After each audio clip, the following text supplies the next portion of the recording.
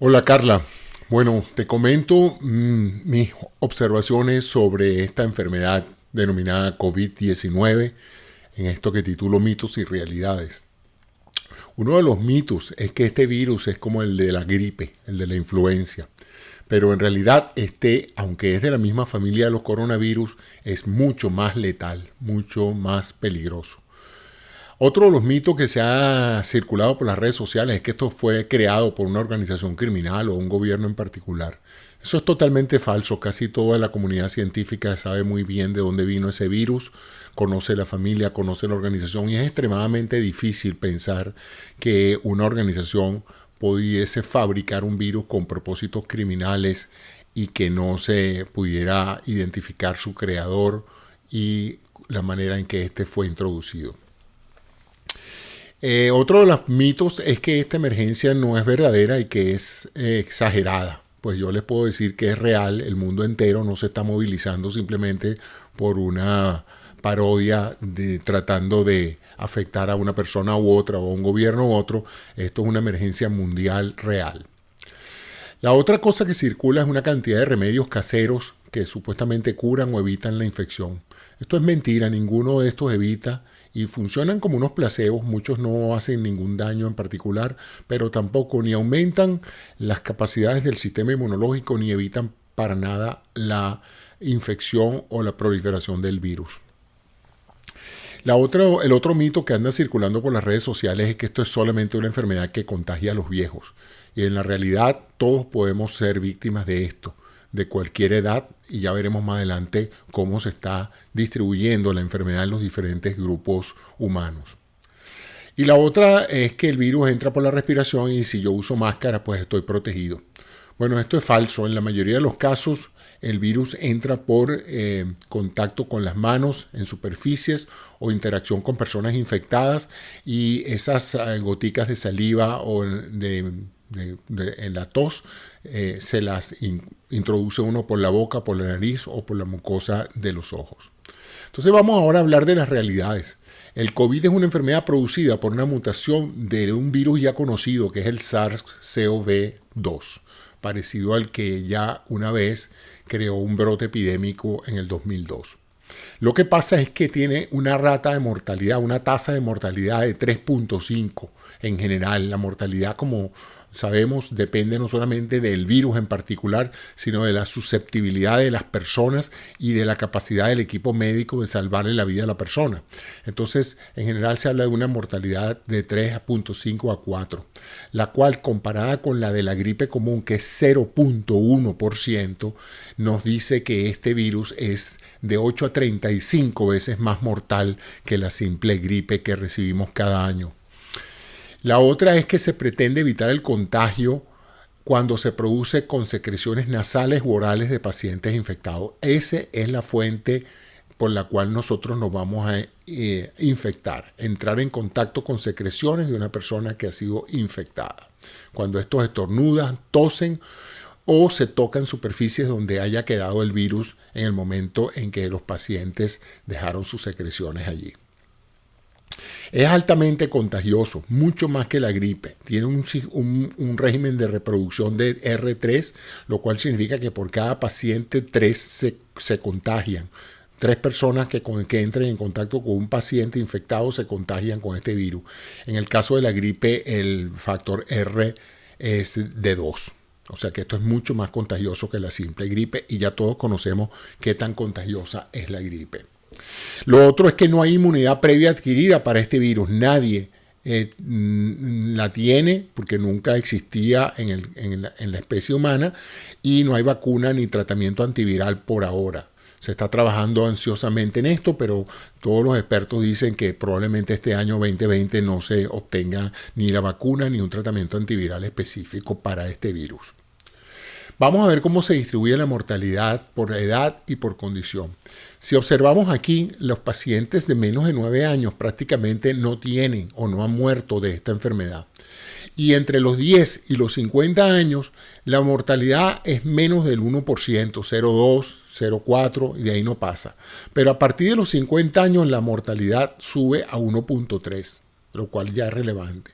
Y observa cómo por encima de los 60 años sube a 3.6, luego entre la década de los 70 a 8.0 y a los ancianos, a esas personas mayores de 80 años, estamos hablando de una mortalidad del 14%. Si las personas, además de esos grupos de edades, tienen enfermedades preexistentes, entre las cuales se ubica la hipertensión arterial, la diabetes, las enfermedades cardiovasculares, las enfermedades respiratorias crónicas, el cáncer y otras, vemos que la mortalidad aumenta en esos pacientes. ¿Qué es una persona de alto riesgo? Bueno, son aquellas personas mayores de 60 años que estén en tratamiento por hipertensión. Se ha mencionado ya en la literatura que aquellos que reciben medicamentos del tipo captopril o losartán pueden tener una mayor susceptibilidad a complicarse a nivel pulmonar por efectos de este virus.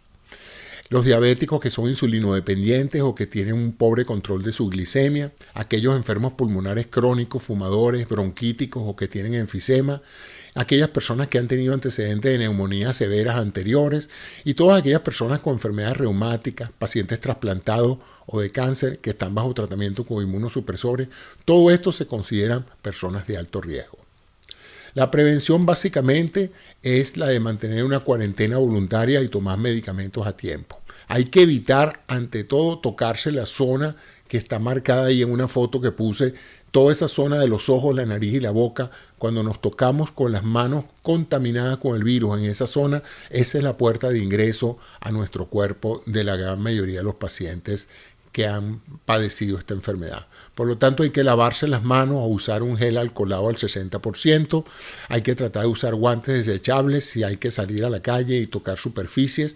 Y luego, una vez que se retorne a una zona donde uno ya no tenga que hacer más contacto con los objetos, uno entonces desecha los guantes que está usando. Hay que mantener una buena higiene personal, evitar, esto es importante, la ingesta alcohólica y la ingesta de mucha comida, pues tanto el ingreso de alcohol como una indigestión puede reducir o debilitar bastante el sistema autoinmune. La otra cosa es que hay que reducir el estrés que genera la cuarentena y la ansiedad haciendo ejercicios leves en la casa. Tampoco es bueno salir a ejercitarse en forma drástica, pues puede complicarse la efectividad del sistema inmunológico. Todo lo que le reste energía al sistema inmunológico puede en un momento dado aumentar la probabilidad de infectarse. Y hay que dormir, hay que tratar en lo posible de dormir bien, puesto que la falta de sueño debilita al sistema inmunológico. ¿Qué ha funcionado en los países que ya están documentando una reducción importante del número de nuevos casos, como China, Singapur y Sur Corea? Ellos han hecho lo que se llama una cuarentena mandatoria. Todo el mundo se tuvo que quedar en su casa, estuviera o no sintomático. Y en particular aquellas personas infectadas fueron inmediatamente confinadas a sitios especiales, se le hicieron los test, y esto ha sido importante porque casi todos esos países han hecho una gran proeza testeando millones de personas precisamente para poder identificar los enfermos tempranamente y separarlos de las personas sanas para evitar el contagio. Y evidentemente el mantener un buen equipamiento del personal y de las instalaciones de salud. Eso es lo que ha funcionado en los países que tempranamente se han dado a la tarea de contener esta enfermedad. ¿Cuáles son los síntomas del COVID? Primero, tiene un periodo de incubación de 4 a 7 días. O sea, si usted fue infectado por esto, espérese 4 a 7 días y si de verdad está infectado, va a empezar a tener síntomas. En el 80% de los casos, muchos, aún siendo infectados, no van a tener síntomas mayores. Y si los tienen, van a ser muy leves. Catarro, congestión nasal, malestar, un poquito de fiebre leve, pero no va a pasar de allí. Pero en un 20% de personas de alto riesgo, y ya las describí anteriormente, estas complicaciones se pueden hacer mucho más severas.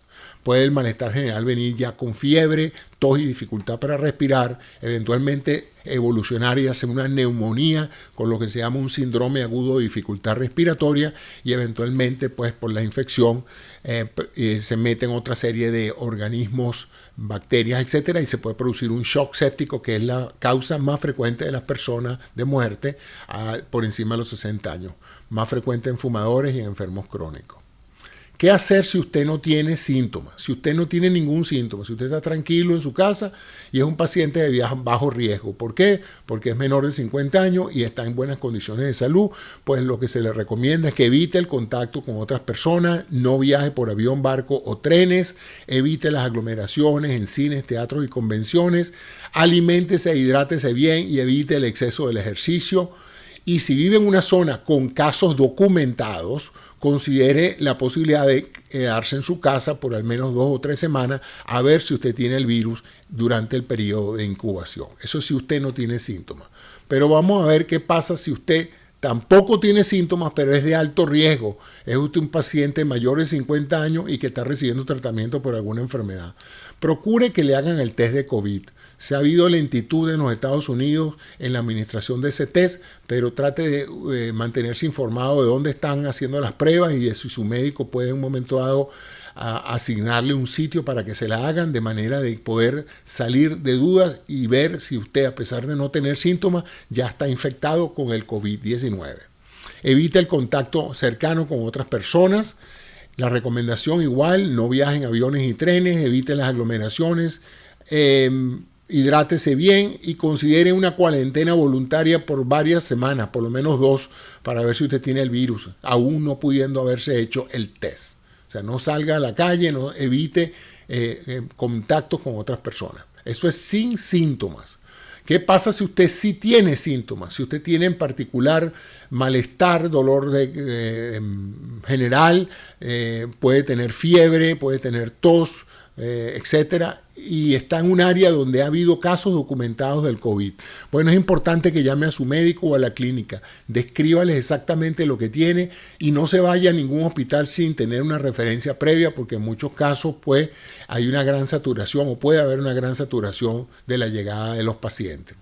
Si tiene fiebre y tos, use de inmediato la mascarilla. Acuérdese que la mascarilla se usa es para evitar contagiar a los demás, para evitar contagiar a sus hijos, a su esposo, a su cónyuge. Si tiene estos síntomas, usted tiene inmediatamente que ponerse la mascarilla para evitar contagiar al resto de la familia y de la gente que lo rodea.